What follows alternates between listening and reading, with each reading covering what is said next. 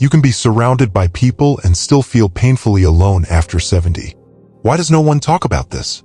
You might sit in a room full of people, children, grandchildren, neighbors, and yet no one truly sees you. Not the way they used to.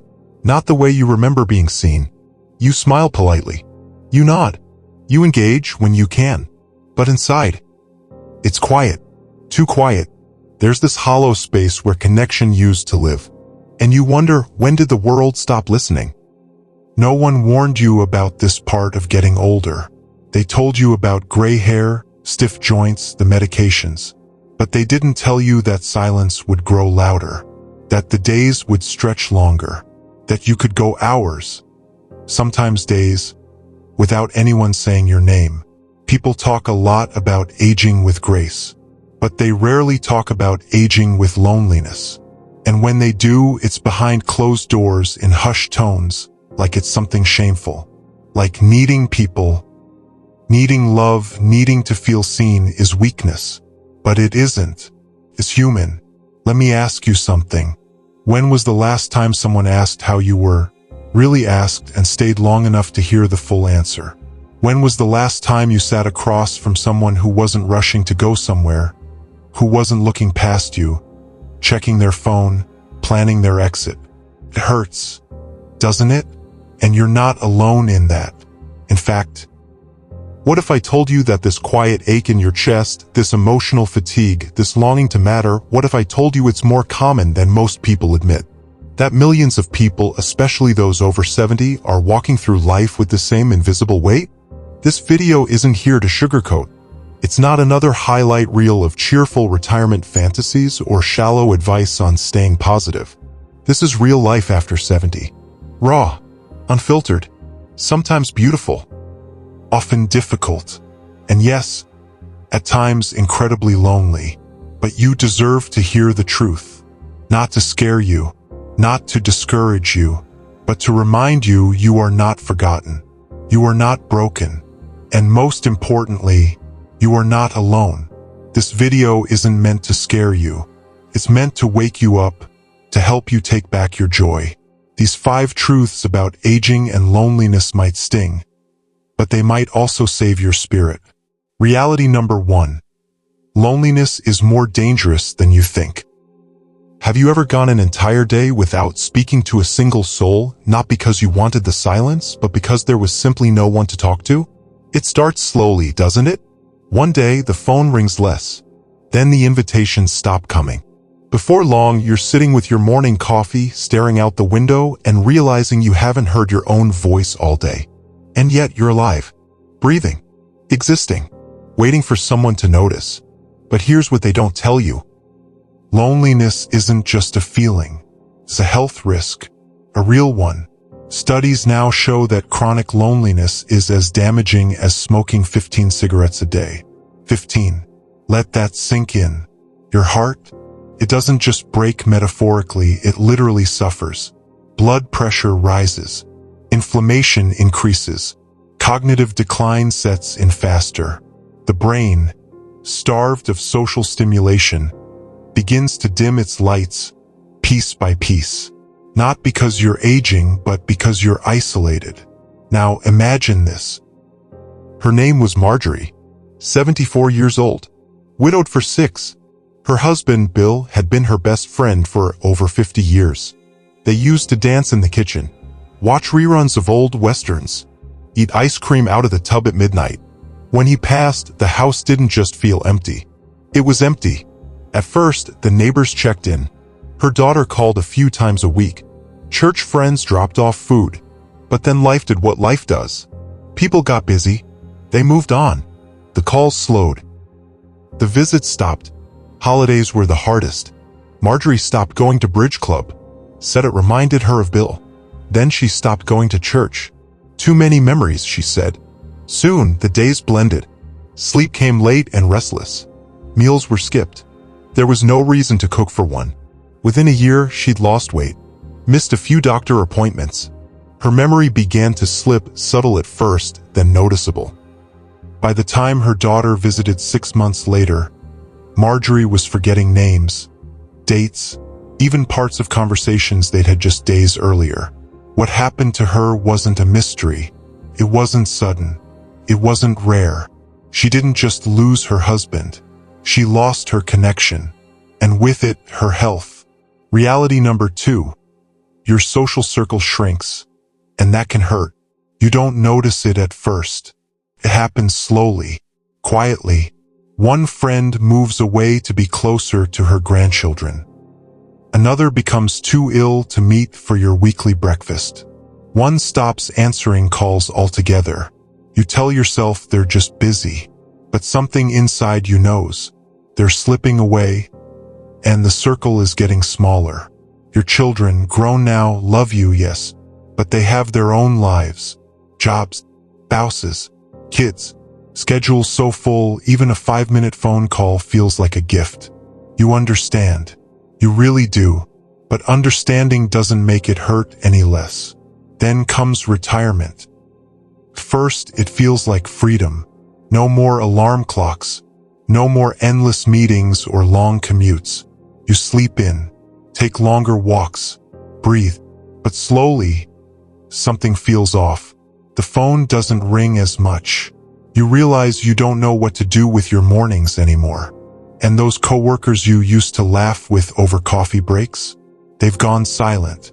The connection was never about friendship. It was proximity. Now that you're gone, so are they. This was Jim's story. For 40 years, Jim worked in logistics. He managed teams, mentored younger workers, went to every office party, and never missed a Friday lunch with his guys. He was known, respected, always had someone to talk to. Then one day he retired. He had a small send-off cake, a speech, a few handshakes. And then Monday came. No emails, no phone calls, no lunch plans. He waited, checked his phone, scrolled through old contacts, told himself they'd reach out eventually. But weeks passed, then months. The silence became the new normal, and it hit him he didn't have real friends. He had work friends. His days became filled with errands, TV, and long stretches of sitting by the window, watching cars pass, wondering where they were all going and if anyone noticed he wasn't out there anymore. Holidays made it worse. Thanksgiving used to be loud. Football on the TV, kids running around, a dozen conversations happening at once. Now it was quieter. Polite meal at his daughter's house. A kiss on the cheek, back home before sunset. He tried not to let it show. But the truth was, it hurt. Deeply. Because milestones come and go. Birthdays, anniversaries, even losses, and there's no one left to say, I remembered that day too. And that kind of aloneness? It's heavy. But here's the thing. You are not powerless in this. Yes, your circle may shrink, but that doesn't mean it has to stay that way. You can build a new one. And no, it won't be the same. It won't be the childhood friend who knew you at 15 or the coworker who made you laugh until you cried at the office party. But it can still be meaningful. Still real. Start small. Find a walking group. Go to the senior center just once. Join a book club even if you haven't read in years. Look online. There are entire communities of people your age having the same thoughts, feeling the same ache, wanting the same connection. You just have to take the first step. And yes, it's scary. It might feel awkward, but courage doesn't always look bold. Sometimes it's just showing up. You're not too old to make new friends. You're not too late to start again.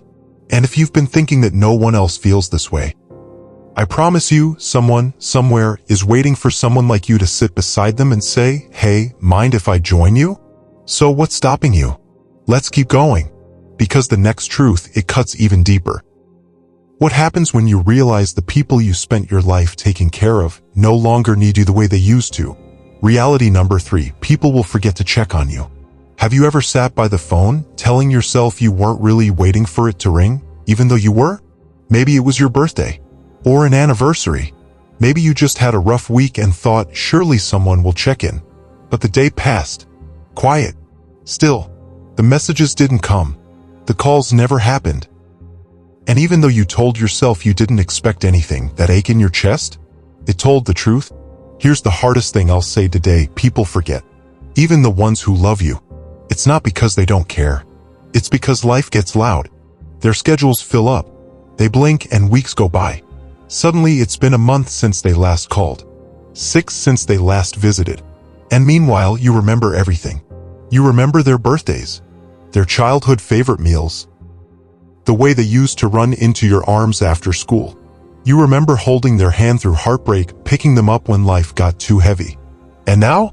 Now you sit in the silence they left behind, wondering if they'll ever need you the way you still need them. Let me tell you a story. Her name was Dolores, 81 years old, a widow, grandmother to 7. She baked the best banana bread you've ever tasted.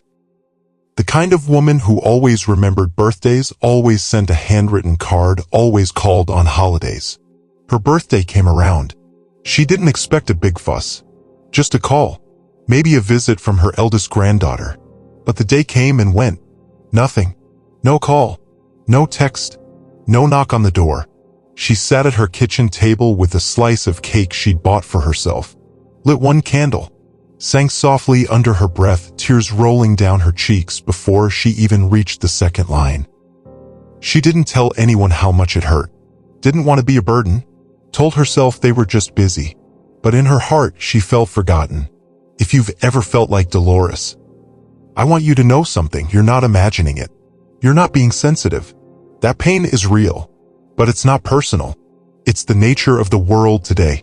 Fast, distracted, overwhelmed. People mean to show up, but they don't. They mean to call, but they forget. And meanwhile, you sit there, remembering everything they've forgotten. And I know it's tempting to retreat, to fold in, to stop trying. But that only deepens the silence. So what do? You become the one who reaches out. Not because it's fair. Not because it should be your responsibility. But because it gives you your power back. Send that message, even if it's just a thinking of you. Write a letter to your grandchild, even if they never write back.